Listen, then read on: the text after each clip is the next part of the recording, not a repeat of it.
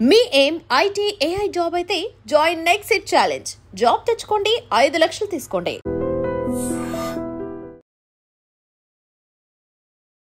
నమస్తే, welcome to I dream weekend update with కవిత.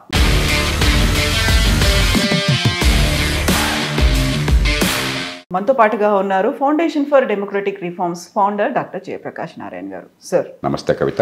ఈ week జరిగినటువంటి ఇంకొక పెద్ద అప్డేట్గా అనుకుంటే ద పీస్ ప్రెసిడెంట్ అని వైట్ హౌస్ అనౌన్స్ చేసింది Donald Trump. And he's expecting Nobel peace prize. నాకు రాకపోతే అమెరికాకే అవమానకరం అనేటువంటి మాట. ప్రపంచ చరిత్రలో చూడని ధోరణులన్నీ మనం ఇప్పుడు చూస్తున్నాం. ఒక అమెరికా రాష్ట్రపతి కొన్ని రకాలుగా దురుకు స్వభావం, కొన్నిట్లో కొంచెం విజ్ఞత. ఉదాహరణకి ఆయన ప్రతిపాదించినటువంటి గాజా విషయంలో డొనాల్డ్ ట్రంప్ నుంచి ఊహించిన దానికంటే ఎక్కువ పరిణతి, ముందు చూపు కనిపించినాయి. అది చాలామంది ప్రపంచంలో విజ్ఞులు. విచారణ పక్కన పెట్టండి, ఈ విషయం చూస్తే కొంచెం లోతు, మామూలుగా లోతు లేకుండా ఎడాపేడా నోటుకొచ్చినట్టు మాట్లాడేటువంటి మనిషి ఆయన, నిర్ణయాలు చేసే మనిషి. కానీ ఇక్కడ కాస్త మరి ఎవరు తయారు చేశారో ఆయన పేరుతో వచ్చింది కాబట్టి ఆ కీర్తి ఆయనకి దక్కాలి. తప్పు చేస్తే అపకీర్తి ఆయనకే దక్కుతుంది కదా, అందుకు అభినందించాలి. కానీ నాకు నోబెల్ ప్రైజ్ కావాలి, నేను దానికి అర్హుడిని రాకపోతే నా దేశానికి అవమానం అన్న భాష నోబెల్ ప్రైజ్ 1901 నుంచి వచ్చింది.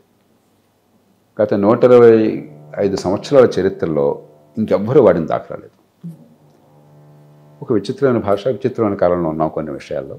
అందున అమెరికా ప్రపంచానికి ఒకప్పుడు తలమానికి పోయింది. ఒక దాదాపు శతాబ్ద కాలం పాటు చాలామందికి స్ఫూర్తినిచ్చింది. ఉదాహరణకి నా జీవితం మారింది 1970ల దశకంలో.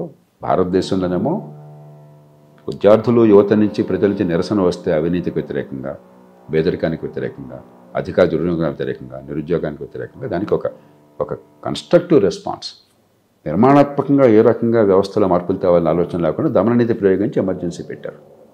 జవాబుదారితనం లేకుండా రాజ్యాంగ విరుద్ధంగా వ్యవహరించారు.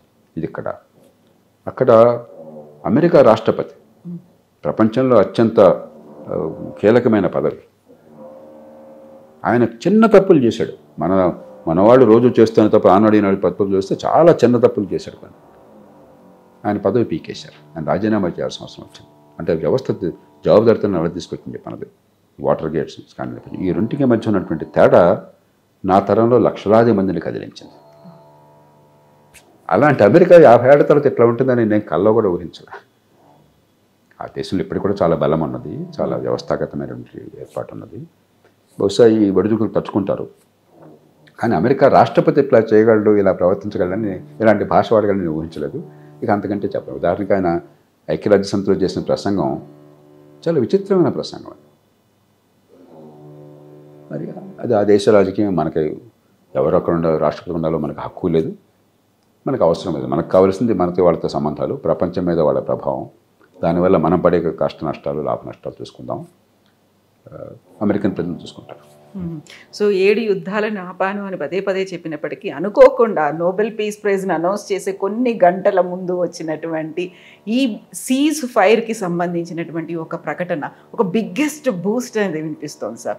ఎట్ ద సేమ్ టైం మనం డొనాల్డ్ ట్రంప్ గురించి మాట్లాడుకుంటే ఆయన వచ్చిన దగ్గర నుంచి మన మీద శాంక్షన్స్ని పెంచారు, టారిఫ్ని పెంచారు. At the same time very రీసెంట్గా H1B వీసాలకి సంబంధించి కూడా మన వాళ్ళ మీద అన్ని ఆంక్షలు పెట్టడం, ఇవన్నీ చూస్తుంటే ఓవరాల్గా ఇప్పటిదాకా గడిచినటువంటి టెన్యూర్ ఏమనిపిస్తోంది సార్ మీకు?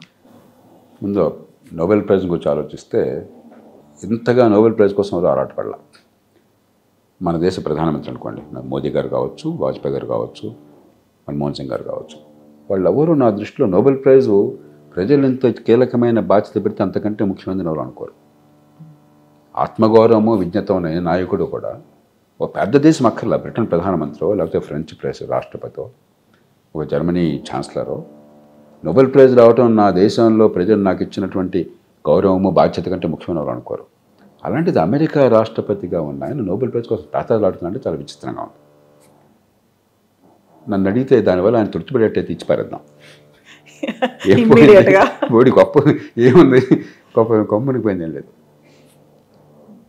దానివల్ల కనీసం ప్రపంచాన్ని గురించి ఆయన అర్థం చేసుకుని అంతర్జాతీయ వాణిజ్యం కానీ, లేకపోతే ప్రపంచం మొత్తాన్ని, మానవ సమాజాన్ని కాపాడడం కోసం కొన్ని పర్యావరణ విషయంలో, మిగతా విషయంలో కొంచెం ముందు చూపుతో వ్యవహరించడం కానీ జరిగిందనుకోండి, ఆ మేరకు ప్రైజ్ ఇస్తే నష్టం ఉంది మనకి. అమెరికా అధ్యక్షుడికి $1 million ప్రైజ్ ఇస్తే కంపెనీ పోయింది ఏమన్నా.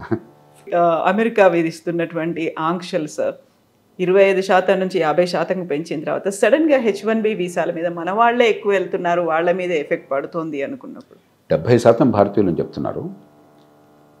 దీనివల్ల మనకు జరిగే నష్టం కంటే అమెరికన్ వ్యవస్థకి నష్టం ఎక్కువ జరుగుతుంది.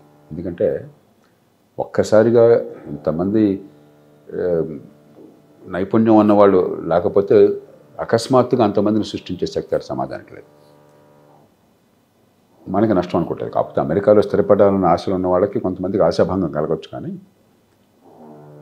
అది కూడా పెద్ద నిలబట్టలేదు. ఎందుకంటే H1B వీసాలు ఉన్నా కూడా వాళ్ళకి H1B వీసా ఉంటే తను కొనసాగుతుందని గ్యారంటీ లేదు, కొనసాగితే గ్రీన్ కార్డు వస్తున్న గ్యారంటీ లేదు, సిటిజన్షిప్కి మార్గం కనిపించట్లేదు.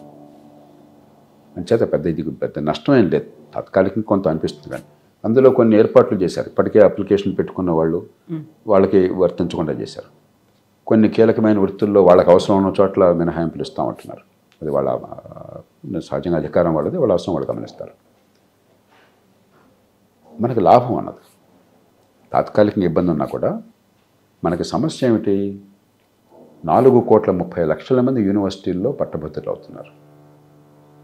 అంతమంది సంవత్సరం కాదు, అంతమంది యూనివర్సిటీల్లో ఉన్నారు ఉన్నత విద్యలో. కానీ వీళ్ళలో 10-15% పనికొచ్చేవాళ్ళు. 15 లక్షలకు పైగా ఇంజనీర్లు వస్తున్నారు. ప్రధానంగా H1B వీసాలంతా ఇంజనీర్లే ఎక్కువ మంది. వీళ్ళలో పనికొచ్చేవాళ్ళు మళ్ళీ 15%. 15 లక్షల్లో 15 అంటే 2 లక్షల మంది ఉంటారు, 2,25,000 ఉంటారు. ఈ 2,25,000 మంది 1,70,000 మంది అమెరికాకి వెళ్ళిపోతున్నారు H1B వీసాలతో. ఈ 1,70,000 మందిలో 10,000 మంది పోయి బాగా ఎక్కువ జీతాలు ఉండేవాళ్ళు, మిగతా 1,50,000 మంది ఇక్కడ వచ్చారనుకోండి, వాళ్ళకి మనం సరైన అవకాశాలు భవిష్యత్తు కల్పిస్తాయి. వాళ్ళ ప్రతిభను ఇక్కడ ఉపయోగించుకుంటే నిజంగా ఊరికే బలవంతంగా కూర్చోబెట్టడం కాకుండా ఈ దేశంలో చాలా ఇన్నోవేషన్ వస్తుంది, గొప్ప పరిశోధనలు జరుగుతాయి, గొప్ప ఎంటర్‌ప్రెన్యూర్‌షిప్ వస్తుంది, మనం లాభపడతాం. చైనా, అమెరికా లాంటి దేశాలకు లక్షలాది మందిని విద్యార్థుల్ని పంపించినా కూడా ఈ మధ్య దాకా మనకంటే ఎక్కువ మంది విద్యార్థులు చైనా నుంచి వెళ్ళేవాళ్ళు అమెరికాకి. ఈ మధ్య మన వాళ్ళు సమానంగానో మనం కొన్ని సదుపాయాలు ఎక్కువ ఉండొచ్చు. ఇప్పుడు తగ్గుతుంది, ఎందుకంటే H1B వీసాలతో మనకి ఎందుకు అడిగిపోయి అన్నిలాగా ఒక 50 లక్షల కోట్ల రూపాయలు ఖర్చు పెట్టాల్సిన అవసరం ఎందుకు ఉంది? ఈ దేశంలో యూనివర్సిటీలు బాగు చేసిన ప్రయత్నం చేస్తాం, వాళ్ళని ఇక్కడ యూనివర్సిటీలు పెట్టమని చెప్తాం. ఒకటి ఆలాభం వస్తుంది, ఈ డబ్బు మన దేశంలో ఉంటుంది, ఇక్కడ ఎక్కువ మందికి అవకాశం వస్తుంది. 1.5 లక్షల 2 లక్షల మంది ప్రతిభ ఉన్న వాళ్ళు ఇక్కడ పెరిగితే, ఇక్కడే ఉంటే ఇక్కడ ఆర్థిక వ్యవస్థ వికసిస్తుంది.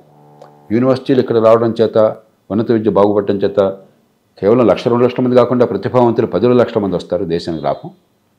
ఉన్న ప్రతిభావంతులు ఈ దేశంలో మంచి మేలు కోసం పనిచేస్తారు, ఆర్థిక వ్యవస్థను పెంచుతారు. కాబట్టి మనకి దీన్ని ఉపయోగించుకుంటే దీన్ని అవకాశంగా తీసుకుందాం తప్ప సంక్షోభంగా అనుకోవద్దు.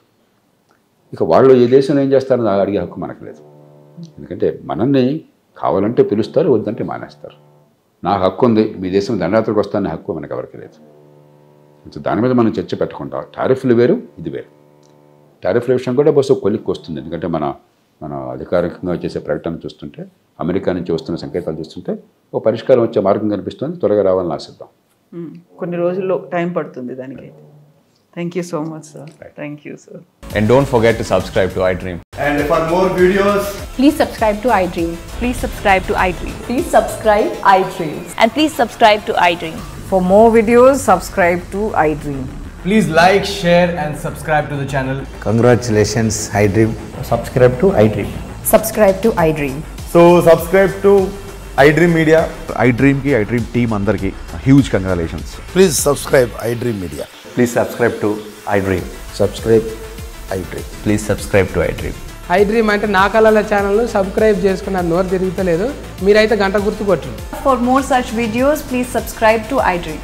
Subscribe to iDream. Please subscribe to iDream. Please subscribe iDream Media. Please do subscribe to iDream. Please subscribe to iDream Media. For best entertainment and information, please subscribe iDream.